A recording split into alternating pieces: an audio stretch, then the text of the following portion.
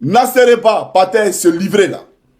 Le bois de nuit, partait travailler là. Le gros bras de bois de nuit, là, vous le présentez ici. Vous allez voir c'est qui. Parce que voilà des gens aujourd'hui, quand vous présentez comme étant des élus, des bouviers, c'est eux aujourd'hui qui sont des modèles pour vous en Côte d'Ivoire. Je vous présente rapidement ici, vous allez voir. Alors, il est où ce bouvier là? Voilà, lui là. C'est un gros bras. Il était un gros bras de bois de nuit aux États-Unis. Il s'est fait appeler l'ASPR, maire de Korogo. C'est un gros bras de bois de nuit aux États-Unis. Il était un gros bras. Et pendant la crise post-électorale, c'est lui qui était le gros bras de Draman à l'hôtel du Golfe.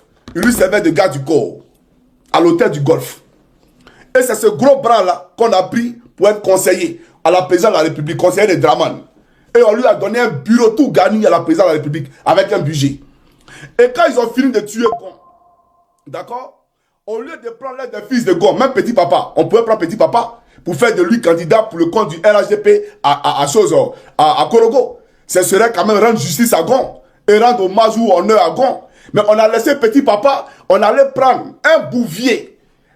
On allait prendre quelqu'un, c'est-à-dire un larbin, quelqu'un même qui est un parvenu. On ne sait pas où les quitter.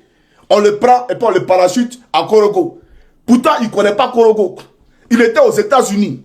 Vous comprenez? Mais aujourd'hui, où je vous parle, tous ses enfants sont aux États-Unis.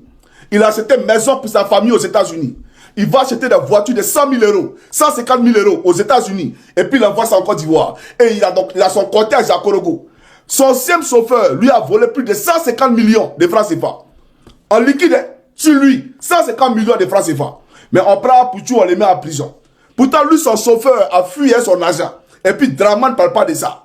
Le procureur de la République ne parle pas de ça. Ça va nulle part. Des gens peuvent se parvenir en Côte d'Ivoire avec une liquidité pareille. Mais ça va nulle part. Un voyou, un gros bras, qui servait de gros bras à Draman Ouattara, et qui était le portier de la boîte de nuit, où Nassene partait lancer ses Bobaraba, ses petits fesses à l'époque là. Où elle partait lancer ses Bobaraba là. C'est lui qui était gros bras.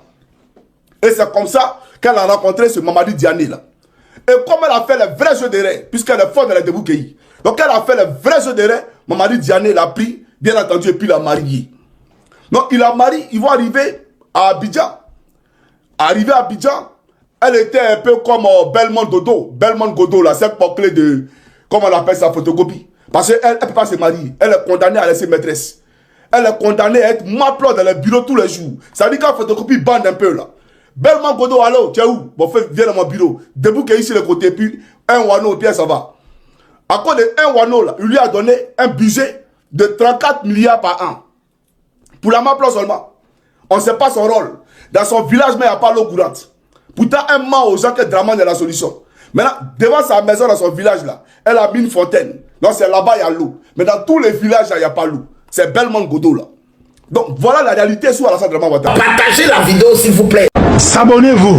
Je demande à tout le monde de partager. S'il vous plaît, abonnez-vous. La vidéo. Ok. Bye bye.